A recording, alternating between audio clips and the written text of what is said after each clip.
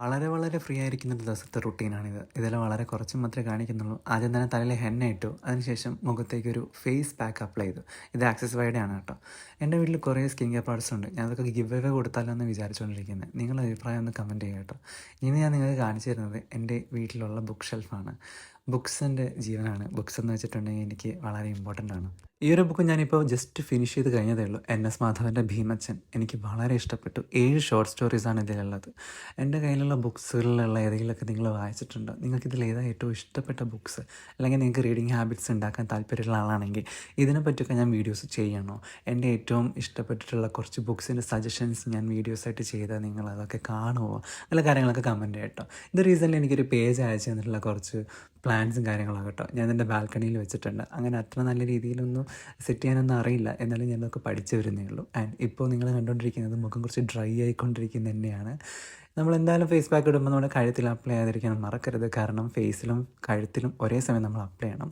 മുടിയൊക്കെ നന്നായിട്ട് ഡ്രൈ ആയി വരുന്നുണ്ട്. ഇത് നന്നായിട്ടൊന്ന് ഡ്രൈ ആയി കഴിഞ്ഞിട്ട് വേണം, ഇനിയും കൂടെ ഡ്രൈ ആയിട്ട് വേണം കഴുകി കളയാനായിട്ട്. റൂമൊക്കെ ക്ലീൻ ചെയ്ത് ബെഡൊക്കെ മാറ്റി വെച്ച ശേഷമാണ് കേട്ടോ. എന്നിട്ട് ഞാൻ എൻ്റെ ഫുഡ് കഴിക്കാൻ വേണ്ടി പോയി. ഞാൻ പൂരിയും അതുപോലെ തന്നെ കോളിഫ്ലവറിൻ്റെ ഒരു കറിയായിരുന്നു ഉണ്ടായിരുന്നത്. ഇത് പിന്നെ എൻ്റെ ഒരു വിയേർഡായിട്ടുള്ളൊരു സ്വഭാവമാണ്. രാവിലെ എനിക്ക് കുറച്ച് തൈര് കഴിക്കണം.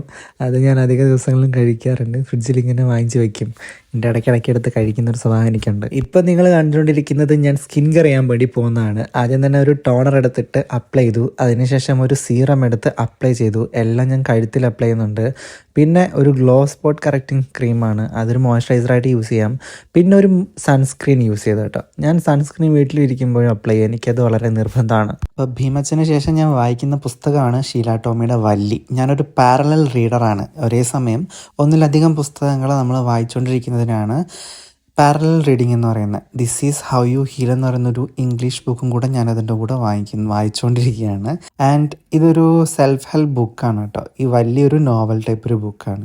ആൻഡ് എൻ്റെ മുടി കുറച്ച് ഡ്രൈ ആവുന്നത് ഫീൽ ചെയ്യുന്നുണ്ട്. അതുകൊണ്ട് ഞാൻ എടുത്തിട്ട് ഹെയർ സീറം കൂടെ അപ്ലൈ ചെയ്യുന്നുണ്ട് തലയിലോട്ട്. അപ്പോൾ എൻ്റെ ടോട്ടൽ ഒരു hair care and skin care ഒക്കെ കഴിഞ്ഞ് ഞാനൊന്ന് റിലാക്സ് ആയിരിക്കുകയാണ്. ഇനി എനിക്ക് പുസ്തകം വായിക്കേണ്ട സമയമാണ്. അപ്പോൾ ഞാൻ പുസ്തകം വായിച്ചിട്ട് വരാം. നിങ്ങൾ ഈ ഒരു വീഡിയോ ഇവിടം വരെ കണ്ടതിന് വളരെയേറെ നന്ദിയുണ്ട്.